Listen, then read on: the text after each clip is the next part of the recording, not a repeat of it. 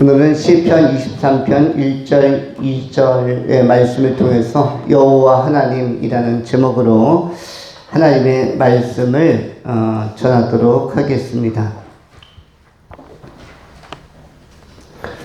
오늘은 12월 들어서 또 첫 12월의 예배를 드리고 있고 주일을 맞이하였습니다. 성탄이 다가온 계절입니다.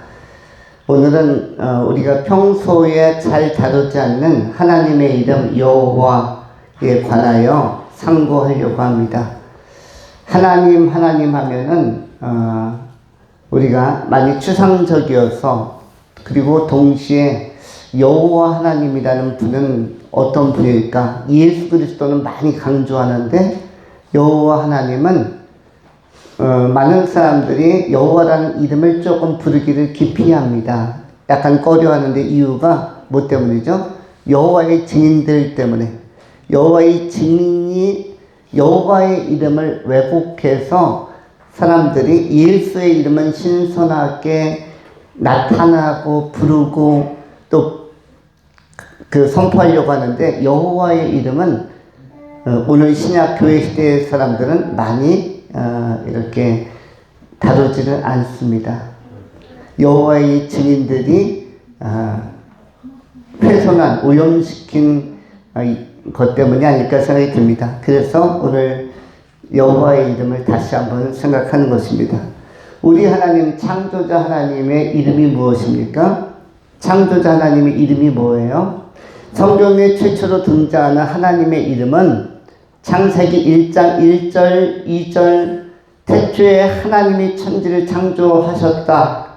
태초에 하나님이 천지를 창조했다 할 때 그때 하나님의 이름은 무엇입니까? 구약 성경 원문에는 뭐라고 되어 있어요? 1번 여호와, 2번 엘로힘. 창세기 1장 1절에 나오는 태초에 하나님께서 천지를 창조하셨다. 이때 하나님의 이름은 구약 성경에 뭐라고 기록되어져 있습니까? 엘로힘이라고 나와 있습니다. 브레시트, 바라, 엘로힘. 브레시트는 태초에, 바라는 창조하다, 비긴, 시작했다. 그리고 엘로힘께서. 엘로힘은, 힘이라는 단어는 복수로 끝나는 어미입니다. 그래서 성부, 성자, 성령 삼위일체를 가리키는 단어가 엘로힘이고요. 그런데 여호와라는 단어는 창세기 1장, 2장에는 나오지 않습니다. 창세기 1장, 2장, 3장까지도 여호와라는 표현은 나오지 않고 그냥 하나님께서, 엘로힘께서, 성부, 성자, 성령께서 창세기 1장, 2장, 3장을 주도하십니다. 창세기 1장, 2장, 3장에 6일간의 천지 창조도 삼일체 하나님께서, 엘로힘 하나님께서 주관하시는 것이고, 또한 선악을 알게 하는 나무의 열매를 에덴 동산에 두셨을 때, 에덴을 통치할 때도 역시 엘로힘 하나님, 삼일체 하나님이 주관하시는 것이며, 그런데 에덴 동산 밖으로 아담과 하와가 쫓겨나면서부터, 추방당하면서부터 그때 여호와 하나님께서 자신을 소개하기 시작합니다. 그리고 역사에 구체적으로 동참하십니다. 그리고 에덴에서 추방된 아담과 하와가 걷는 길을 여호와 하나님께서, 성부 창조자 하나님께서 같이 걷겠다고 선언하신 것입니다. 창세기 4장 25절에 이렇게 성경이 기록하고 있습니다. 셋도 아들을 낳고, 25절, 아담이 다시 자기 아내와 동침하며 그가 아들을 낳아 그의 이름을 셋이라 하였으니 이는 하나님이 내게 가인이 죽인 아벨 대신에 다른 씨를 주셨다 함이며, 셋도 아들을 낳고 그의 이름을 에노스라 하였으며 그때 사람들이 비로소 여호와의 이름을 불렀더라. 창세기 4장 26절에 에노스 시대에, 셋이 낳은 아들의 시대에 에노스라는 아들을 낳고 너무 기뻐서 이것은 하나님의 선물이다, 하나님의 축복이다, 이것을 감동적으로 고백하면서 여호와라고 하나님을 부르기 시작했습니다. 이것이 여호와라는 이름이 성경에 최초로 등장한 사건이고 규절이고 본문이고 근거입니다. 창세기 4장 26절에 여호와가 처음으로 등장합니다. 그럼 창세기 1장, 2장, 3장은 엘로힘으로 삼일체 하나님으로 나타났다가 인간이 에덴 밖에서부터 아주 치열한 생존의 투쟁을, 생존의 삶을 겪고 풀어가야 했기 때문에 이때서부터 여호와 하나님께서 친히 구약의 오솔길을 이스라엘 백성들을 이끌고 가게 되는 것입니다. 처음의 백성은 누구입니까? 에덴 밖에 있는 바로 아담과 하와, 그리고 셋과 에노스, 이러한 소수의 삶을 주관하기 시작하고, 그것이 아브라함 시대, 모세 시대에 이르기까지 구약의 전 역사를 통해서 여호와 하나님의 그 행진이, 임재가 계속되는 것입니다. 아브라함을 넘어서서 모세 시대에는 장막에 들어가서 장막을 통해서 법궤에서 제사장들의 그 어린 양의 피를 통해서 속죄 제사를 받으시고 속죄 예배를 받으시면서 하나님의 백성들을 만나 주셨습니다. 여호와라는 뜻은 무슨 뜻입니까? 여호와라는 뜻은 네 가지로 여호와를 부릅니다. 유대인들은 여호와 하나님을 뭐라고 부를까요? 유대인들은 여호와 하나님을 유대인들은 뭐라고 부를까요? 유대인들은 여호와 하나님을 아도나이라고 부릅니다. 아도나이. 아도나이는 무슨 뜻이냐면은 주님이란 뜻이에요. 영어로 로드. 로드. L-O-R-D. 로드. 주님. 주 여호와. 그래서 시편에 보면 다윗의 그래도 주 여호와는 신실하시도다. 주 여호와는 광대하시도다. 주라는 단어가 나오는데 주님이란 뜻이죠. 창조의 주, 역사의 주, 우주의 주, 만물의 주, 그 주관자 아도나이, 이것이 이제 여호와를 부르는 표현입니다. 두 번째, 캐톨릭에서는 여호와를 뭐라고 부를까요? 캐톨릭에서는 여호와를 뭐라고 부르죠? 야훼라고 부르죠. 야훼. 야훼 내지는 야훼께서. 왜 야훼라고 발음을 합니까? 이 구약 성경을 이렇게 원문을 보면은 거기에 그 자음과 모음이 있는데 모음이 우리나라 말로 한글로 치면 뭐죠? 아야어요 이런 거죠. 아야어요. 그 다음에 자음은 기역, 니은, 디귿, 리을. 그런데 그 히브리어는 이 모음이 부정확한 것들이 많습니다. 그래서 그 유대인들은 잘 알지만 이방인들, 우리같이 유대 땅에 이스라엘에 안 사는 사람들은 정확히 발음하기가 어렵게 자음 위주로 이렇게 그 언어를 구성했습니다. 그래서 여호와라고도 부르는 그 이름을 캐톨릭에서는 야훼라고 부르고 야훼라고 보통 야훼 하나님이라고 이렇게 지칭합니다. 그러면 헬라에 있는 사람들, 그리스나 로마, 이탈리아 이쪽 사람들은 여호와 하나님을 뭐라고 불렀을까요? 사도행전 시대라든지 신약 시대에 이 헬라 사람들은 여호와 하나님을 뭐라고 불렀을까요? 뭐라고 불렀냐면 큐리오스라고 불렀습니다. 큐리오스도 똑같이 아도나이처럼 주님, 로드라는 표현입니다. 영어로 로드, 주님. 이것은 그리스, 로마, 헬라 쪽에서 하나님을 부를 때는 큐리오스라고 이렇게 불렀습니다. 그러면 종교개혁 이후에 우리 개신교 사람들은 하나님을 뭐라고 부를까요? 우리가 오늘 본문에서 확인한 것처럼 여호와라고 부릅니다. 그럼 여호와는 의미로는 뭐가 될까요? 의미로는 스스로 있는 자, 영어로는 I am who I am. I am who I am. 나는 나다. 나는 스스로 존재하는 자요. 나 이외에는 다른 존재가 없고 다른 신도 없고 다른 대상이 없다. 나는 나다. 스스로 존재하는 자, 이른바 자존자라고 하는 것입니다.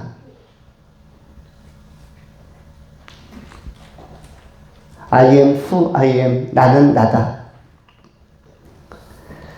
I am that I am. 이렇게도 표현할 수 있습니다. 그러면 자존하신 하나님은 역사에서 유일하게 신하면은 하나님 여호와 한 분이다 라고 선언하면서 들어간 것입니다. 그럼 하나님 이외에는 다른 신이나 다른 것은 무엇입니까? 전부 다 피조물이다 라고 보는 것입니다. 아무리 뛰어나도 그 가운데는 하나님은 없고 그냥 천사 정도, 이른바 케루빔이라고 불려지는 천사들, 그룹들, 이런 것들은 그냥 피조물, 하나님께서 만든 존재들. 우리가 신이 곧 하나님이 되는 것은 아닙니다. 하나님은 신의 속성을 다 가지고 계시지만 신은, 일반적인 신들은 뭐냐면 전부 다 작은 개념의 그 신비한 존재, 이른바 천사라고 생각하시면 좋습니다. 그 중에서 조금 변질된 천사를 귀신이라고 하는 거죠. 귀신에도 무슨 자가 들어가 있어요? 신자가 들어가 있죠. 그래서 그냥 신하면 보통 천사들, 다양한 천사들이 있습니다. 여러분, 천사들은 이름이 다양하죠. 그리고 하는 일에 따라, 특성에 따라서 이름이 다 붙는 것입니다. 그리고 타락한 천사인 귀신들도 이름이 다 있습니다. 어떻게 이름이 붙여지죠? 귀신의 이름은 어떻게 붙여지죠? 이른바 영어로 데이빌 이런 건데, 이 귀신은 사단 마귀의 부하가 귀신들인데, 이것의 이름은 자기 특성을 가지고 이름도 붙여지는 것입니다. 말을 못하면 거기에 맞는 것, 듣지 못하면 거기에 맞는 이름을 가지고 불려지게 됩니다. 이렇게 수많은 신들은 전부 다 하나님 여호와께서 보시기엔 뭐다? 그냥 피조물일 뿐이에요. 그냥 만들어진 작품. 그래서 우리가 절대 의존자, 우리가 절대 예배의 대상, 기도의 대상은 주님밖에 없다. 그 주님을 아도나이라고도 부르고 또 여호와라고 부르고 또 헬라 사람들은 큐리오스라고 부르는 것입니다. 헬라 사람 하면 대표적으로 누가 생각납니까? 소크라테스, 플라톤, 아리스토텔레스, 그 이후에 수많은 사람들이 헬라 사람들인데, 이러한 사람들이 하나님을 큐리오스라고 불렀고, 그리고 유대인들은 아도나이라고 불렀습니다. 왜 여호와라고 부르지 않았을까요? 너무나 그 이름이 거룩해서 호칭을 부르지 않은 것입니다. 한국에 대통령이 있다 할 때 대통령이 온 나라 국민들이 다 존경하고 그 권위에 순종하면 어떤 용어로 부르냐면 이름을 부르지 않고 이렇게 부르던 시대도 있었습니다. 각하. 각하 하면 누굴 부르는 거예요? 대통령을 지칭하는 이름을 생략합니다. 누구누구 대통령이라고 부르지 않고 그냥 각하, 각하께서, 그와 같은 것이 바로 아도나이나 큐리오스의 용법이라고 생각하시면 좋습니다. 우리 하나님은 이렇게 여호와로서 역사 가운데 우리를 이끄시는 하나님이십니다. 먼저 두 번째 생각하는 것은 그 하나님이 하시는 주된 업무, 여호와 하나님은 주되게 어떤 일을 하시는가. 두 번째는 누이시는 하나님. 2절에 보시면 그가 나를 푸른 풀밭에 누이시며 쉴 만한 물가로 인도하시는 도다. 우리 하나님의 주된 업무는 누이시고 인도하시고, 누이시다라는 단어는 히브리어로 라바츠라는 단어입니다. 라바츠. 어린아이가 태어나면은 이제 저녁에 밥을 먹이고 나서 씻기고 나서 그 다음에는 무엇을 하게 합니까? 어린아이들이 이제 하루 일과를 마치고 나서 어린이집 유치원 갔다 오고 나서 저녁 먹고 나면은 어린아이들은 뭘 해야 돼요? 자야죠. 새 나라의 어린이는 일찍 자고 일찍 일어나는 겁니다. 그래서 일찍 자는 것입니다. 일찍 자는 인간이 두 부류가 있죠. 어린 아이나 완전히 그 노령층의 어른들이나 어르신이나 어린아이나 공통점이 뭡니까? 일찍 잔다. 그리고 언제 일어난다? 일찍 일어난다. 그런데 아이가 이제 저녁 8시 정도 되면 되게 피곤해하고 눈이 막 감길 때 엄마가 또는 아빠가 살포시 안 하다가 침대에 누워주는 것, 그리고 따뜻한 이불 덮어주는 것, 누이시다의 역할을 하시는 분이 있는데, 오늘 본문 2절에 보시면 그가가 누구입니까? 여호와 나의 목자께서 나를 부족함이 없게 하시는 그분, 때때로 나의 모든 필요를 채워주시는 여호와께서 그가 나를, 바로 여러분들을, 하나님의 백성들을 푸른 풀밭에 누이시며 라고 했습니다. 여기서 나는 뭘로 묘사되었냐면 양으로, 비유적으로, 유비적으로 양으로 묘사된 것입니다. 내가 양의 입장이 되어서 내 존재를 양처럼 누이셨다. 양은 어디에 눕는 게 제일 좋습니까? 사람은 침대나 아니면 따뜻한 그 이불에 누이는 게 좋지만은 양은 어디에다 누이는 게 좋아요? 침대에다 누이는 게 좋습니까? 양 2층 침대에다 누워놓으면 양이 불안해가지고 잠을 못 잘 거예요. 양은 어디에 누이는 게 좋다? 푸른 풀밭이 제일 좋다. 푸른 풀밭, 얼마든지 자다가 일어나서 뜯어먹을 수도 있고 졸려오면 다시 잘 수 있는 곳이 어디입니까? 푸른 풀밭이에요. 괜히 2층 침대에다 올려놓으면 양이 떨어져서, 양은 다리가 뻣뻣하기 때문에 잘못 떨어지면, 우리 정희숙 권사님은 한 다리 다쳤지만 양은 4다리를 다 다칠 수가 있습니다. 4다리가 전부 다 똑깍 부러질 수가 있어요. 그러면은 굉장히 곤란해집니다.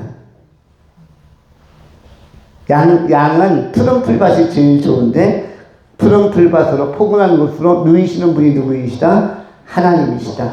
그리고 인도하시는 분, 오늘 2절에 나온 것처럼 쉴만한 물가로 인도하시는 도다. 본문이 소개되고 있는 중동 땅, 양이 있는 땅에서 풀 다음에 중요한 게 뭡니까? 물입니다. 왜냐하면 너무 더운 날씨니까. 중동 지역은 굉장히 더운 지역이고 이스라엘도 중동에 있기 때문에 엄청 덥습니다. 그리고 상대적으로 사막이 많기 때문에 물이, 수자원이 적습니다. 오아시스가 적어요. 요단강도 실제로 강이 크지가 않습니다. 얼마나 합니까? 우리로 치면은 수도권을 흐르는 이 중랑천 정도, 한강처럼 큰 강이 아닙니다. 중랑천 정도 되는, 거기 가서 모든 생물과 사람들이 마실 물도 길어오고 빨래거리도 가져가고 목욕도 거기서 하고, 중랑천 정도 되는 그 정도 물에서 모든 생활을 풀어갑니다. 인생 전체를 그 강 하나로 풀어가게 됩니다. 그런 입장에서는 무엇이 중요합니까? 물가가 중요한 것입니다. 목이 마른데 이 물가가 있다는 것은 굉장히 큰 격려가 되고 위로가 되는 것인데, 그런데 양 스스로는 물가까지 찾아갈 수가 없어요. 양의 특성은 무엇이다? 시력이 좋다 나쁘다? 동물 중에서 시력이 제일 좋은 건 어떤 종류가 시력이 좋습니까? 시력이 제일 좋은 것은 맹금류, 뭐 매나 또는 독수리 같은 거, 상공 2000m, 3000m에서 쭉 떠다니다가도 그냥 밑에 먹이가 있으면 쏜살같이 와가지고 낚아채죠. 그래서 맹금류는 시력이 좋습니다. 또 이렇게 사물과 대상을 포착하는 조리개도 2개가 있어요. 렌즈가 2개가 있습니다. 맹금류는 엄청나게 그 시력이 좋아요. 몇 킬로 떨어진 것도 다 봅니다. 그런데 동시에 몇 미터만 떨어져도 사물을 못 보는 시력이 제일 나쁜 동물이 뭐죠? 시력이 제일 나쁜 게 양입니다. 양. 그래서 양은 길을 잘 잃어버려요. 자주 잃어버립니다. 왜 양을 우리 인간에게 비유했는가? 우리 인간도 길을 자꾸 잃어버리는 존재입니다. 방황도 많이 하고 배회도 많이 하고 우리가 가야 할 똑바른 목표도 많이 잃어버리고 목표의식도 약해지고 바른 길에 대한 개념도 약해지고 우리는 길을 잃기 쉬운 존재입니다. 신앙의 길, 믿음의 길도 잘 믿어야겠다고 생각하다가 또 잊어버리는 것이 양 같은 인간이기 때문에 속성적으로 양을 비유한 것입니다. 그 다음에 양은 작은 그 구렁텅이, 작은 그 밑에 함몰된 곳에 발이 빠지면 바로 넘어집니다. 양은 밸런스가 약해요. 균형이 약합니다. 그래서 한 번 넘어지면 양은 다른 동물들처럼 벌떡벌떡 못 일어납니다. 고양이라든지 뭐 토끼라든지 높은 데서 뛰어내려도 떨어진과 동시에 바로 용수철처럼 뛰어오르죠. 고양이, 사자 이런 동물들은 탄력이 좋아서 바로 일어나는데 양은 한 번 넘어지면요, 양은 생각보다 몸에 살이 굉장히 많습니다. 지방도 많아요. 털도 많아서. 그리고 다리는 상대적으로 짧은 편입니다. 그래서 한 번 넘어지면 일어나는데 힘들어한다 아니면 벌떡벌떡 일어난다. 상당히 힘들어합니다. 그래서 누군가가 가서 일으켜주지 않으면은 그 넘어진 구덩이에서 하루 종일 바둥바둥 하면서 못 일어나는 경우가 많습니다. 그러다가 늑대가 오면, 사자가 오면은 먹이가 되는 경우도 굉장히 많은 것입니다. 그래서 양은 항상 소리를 내서 목자를 찾는 것입니다. 이와 같은 속성이 누구에게 있냐면 인간에게 있다는 것입니다. 우리도 한번 작은 시험거리, 작은 인생의 고비, 작은 환난과 고난에 딱 당하면 우리도 쉽게 못 일어납니다. 자력으로 툴툴 털고 일어나서 재기하고 재활하고 다시 활력을 얻고 이렇게 시작하지 못하고 굉장히 마음고생을 많이 하고 한 번 일어나는데 재기하는데 시간을 많이 쓰는 것이 인간의 속성입니다. 그래서 이것 또한 뭐와 비슷하다? 양과 비슷하다. 그런데 양은 귀는 밝습니다. 귀는 밝아서 목소리에 민감합니다. 그래서 양은 눈은 어둡지만은 귀가 밝아서 항상 누구의 목소리를 주목합니까? 주인의 목소리. 로드, 아도나이, 여호와 하나님. 주인의 음성에 굉장히 민감합니다. 일반적으로 동물들이 귀가 좋죠. 우리 강아지들도 주인이 200m, 300m에서 걸어오거나 자동차가 달려오게 되면 벌써 짖기 시작합니다. 그들의 귀에는 벌써 소리가 다 들리는 거예요. 그리고 분별까지 합니다. 이거는 우리 주인의 차, 이거는 동네 사람의 차, 이거는 그냥 지나가는 차, 이건 택배차. 그 자동차 부르릉 소리만 가지고도, 엔진 소리만 가지고 다 구별을 해냅니다. 식별을 해내죠. 그런데 우리 인간도, 특별히 성도들은 누구의 음성에 민감해야 된다? 하나님의 음성에, 목자의 음성에, 우리 하나님 여호와의 음성에 민감해야 한다. 그래서 양의 특성이 누구에게도 있기 때문에, 인간에게도 있기 때문에 오늘 다윗도 시편 23편을 통해서 여호와는 나의 목자시니, 목자라는 개념은 양에 대한 상대적 개념이죠. 나를 양으로 비유하고 있는 것입니다. 그리고 그가 나를 푸른 풀밭에 누이시고 라바트 인도해 주시고 이끌어 주시고 또 살게 하시는 것입니다. 우리는 우리를 누이시고 인도하시는 하나님의 이끄심을 따라서 남은 생에 우리 하나님의 음성에 더 집중하면서 믿음으로 살아가실 수 있기를 축원합니다. 마지막 세 번째로 의의 길에 관한 것입니다. 우리 하나님은 어떤 하나님이신가? 첫 번째 여호와 하나님, 두 번째 누이신 하나님, 세 번째는 무엇이다? 의의 길로 이끄시는 하나님. 의의 길로 이끄시는 하나님. 의의 길이라는 표현이 3절에 나옵니다. 내 영혼을 소생시키시고 자기 이름을 위하여 의의 길로 인도하시는도다. 우리 하나님은 무엇을 소생시키는가? 영혼을 소생시킨다고 말씀합니다. 영혼의 문제를 다루는 종교는 기독교 이외에는 없습니다. 내 영혼에 관한 것은 오직 성경만이 다루고 있습니다. 오직 하나님만이 영혼의 문제를 다룹니다. 세상의 심리학이나 인문학이나 철학은 뭘 다룹니까? 감정이나 정서를 다루죠. 감정, 정서, 사고의 흐름, 사고체계, 이런 것은 세상적 철학, 심리학, 인문학에서도 다루지만 영혼의 문제, 생명의 문제는 오직 성경에서만 다루고 하나님만이 주관하십니다. 그 하나님께서 영혼을 소생시키시고 다시 살리시고 자기 이름을 위하여, 하나님의 이름을 위하여 의의 길로 인도하시는도다. 본문에 나오는 의의 길은 마르겔레 체데크라고 합니다. 의롭다 할 때는 체데크라는 단어를 쓰는데 마르겔레 체데크 하면 의의 길이라고 표현할 수가 있습니다. 근데 여기서 길이라는 단어는 영어로 얘기하면 로드가 되겠죠. 이거는 주님이라는 뜻이 아니라 그냥 길, 그야말로 자동차 길, 오솔길 이런 건데, 여기서 길이라는 것은 우리로 표현하면 무엇입니까? 마르겔레, 이 길이라는 것은 다른 용어로 표현하면 아골이라는 단어입니다. 아골. 여러분 찬송가 중에 부름받아 나선 이 몸 어디든지 가오리다. 아골 골자 빈들에도 어디든지 가오리다.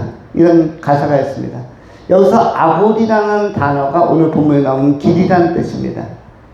이른바 마르겔레가 길인데 이 길은 어떤 길인가?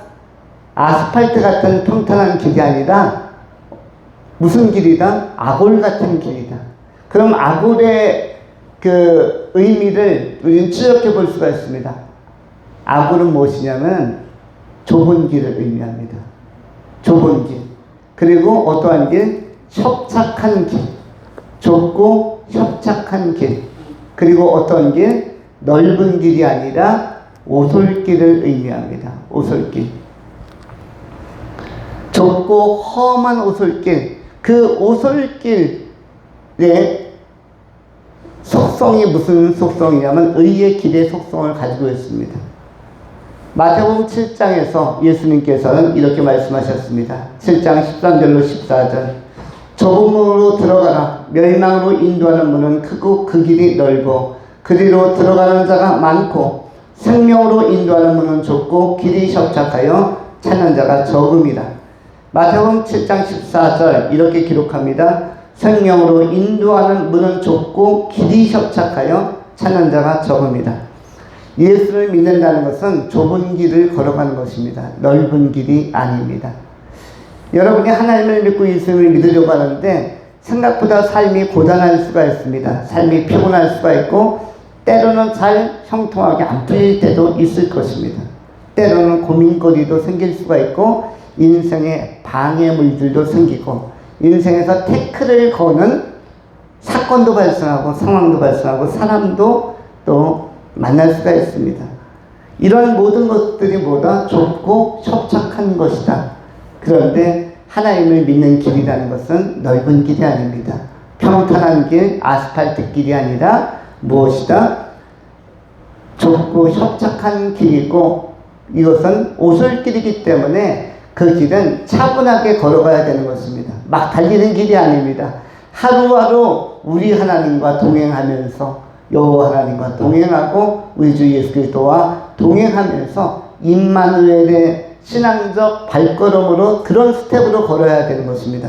100m 선수가 막 질주하시듯이 뛰는 게 아니라 마라토너가 천천히 한 땀 한 땀 한 걸음 한 걸음 걷듯이 조깅을 하듯이 또는 차분하게 길을 잃지 않을 정도로 가야만 이 좁은 길은 통과할 수가 있습니다. 또 낮은 자세로 겸손한 자세로 걸어가야만 끝까지 갈 수 있는 길인 것입니다.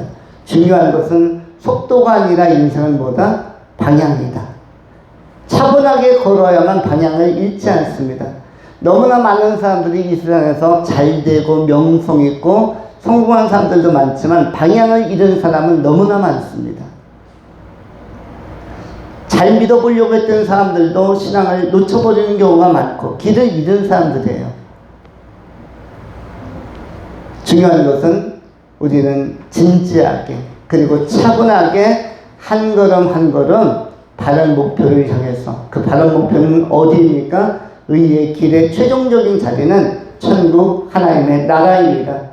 영원한 하나님의 나라, 성부, 성자, 성령께서 계신 곳, 주의 천사들이 있는 곳, 우리들의 믿음의 선배들이 이미 다 들어가서 살고 있는 그 나라, 천국 영원한 하나님의 나라에 들어가기 위하여 목표를 잃지 않고 방향을 잃지 않고 차분히 걸어가는 것, 그것이 굉장히 중요한 것입니다. 차분히 걸어가는 이 과정이 힘드니까 교회가 필요한 것입니다. 교회라는 공동체가 때로는 등대 역할을 하고 말씀이 지시등의 역할을 하고 서치라이트의 역할을 하면서 내 발의 등대길에 빛이 되신 하나님의 말씀이 예배를 통하여 선포되고 그 말씀을 들으면서 우리가 분별력을 갖고 통찰력을 가지고 방향을 잃지 않고 방향성을 유지하면서 우리가 하나님의 나라까지 나갈 수 있는 것입니다. 또 내가 연약하기 때문에 나를 지지해주고 지원해주고 같이 손을 잡아주는 사람들이 꼭 필요합니다. 여러분, 묘목을 심을 때도 식목일 같은 날 어떤 묘목을 땅에다 심을 때에 이 나무 하나만 그냥 밭에다가 꽂아놓으면, 흙에다 꽂아놓으면 나무가 잘 자라는 게 아닙니다. 그 나무는 비바람에 의해서 옆으로 쓰러질 수도 있고 뿌리가 뽑힐 수도 있고 강풍이나 태풍이 불면 날아갈 수도 있습니다. 그래서 그 나무를 심었을 때 옆에 서너 개의 지주대를 옆에다 지지대를 고정해 줍니다. 그래서 이 나무가 정착하고 뿌리를 내릴 수 있도록 이웃이 도와주는데, 그 이웃이 무엇입니까? 인생에는 이 이웃이 반드시 필요한데 공동체라고 하는 것입니다. 가정에 가면 가족이 지지대가 되는 것이고, 그리고 교회에 오면 성도 상우가 지지대가 되는 것이고, 서로를 붙들어주고 힘겨울 때 위로해주고 격려해주는 것입니다. 사회에 나가면 또 사회에도 좋은 친구들과 좋은 동료들이 필요한 것입니다. 직장 생활을 다 해보셔서 알겠지만 직장에도 정말로 나를 알아주고 인정해주고 나와 대화가 통하는 사람 서너 명만 있어도 이 직장은 신나는 직장이 될 수 있고 그야말로 가고 싶은 직장이 될 수가 있습니다. 거기에다 월급마저 제 날짜에 딱딱 잘 나오면은 그 직장은 계속 다니고 싶은 직장이 되는 것입니다. 학교도 마찬가지입니다. 학교도 학교 수업이 어렵고 교과목이 어렵고 선생님이 가르치는 것이 조금 나한테 이해가 잘 안 되는 게 있다 할지라도 좋은 친구들이 2명, 3명 있으면 자꾸 학교는 가고 싶은 것입니다. 오히려 방학 길게 하는 게 지루할 수가 있어요. 빨리 개학해서 친구들 보고 싶다. 이렇게 나를 지지해주는 그 이웃이, 공동체가 꼭 필요한 것입니다. 인생은 어떤 혜택 때문에, 어떤 덕 때문에, 무엇에 도움을 받아서 산다, 무엇에 어시스트를 받는다? 공동체의 이웃의 도움을 받으면서 사는 것입니다. 저도 제가 백석에서 목회할 수 있는 것은 여러분이 있기 때문입니다. 여러분은 저희 인생에 큰 도움을 주고 있고 또 저도 여러분에게 약간의 도움이 되면서 서로가 서로를 지지해주는 지지대인 것입니다. 그러한 지지대의 역할이 하나님의 나라까지 우리를 같이 견인해가는, 이끌어가는 동력과 근거가 되는 것입니다. 우리 삶에게 성도님들, 바로 좁고 협착하지만 의의 길을 완주하셔서 방향성과 목표를 잃지 않고 천국까지 다 들어가시는 슬기롭고 지혜로운 종들이 다 되실 수 있기를 축원합니다. 기도하겠습니다. 할렐루야. 존귀하신 하나님, 오늘 시편 23편 1절로 3절의 말씀을 통하여 다시 한번 힘을 얻습니다. 여호와 신실한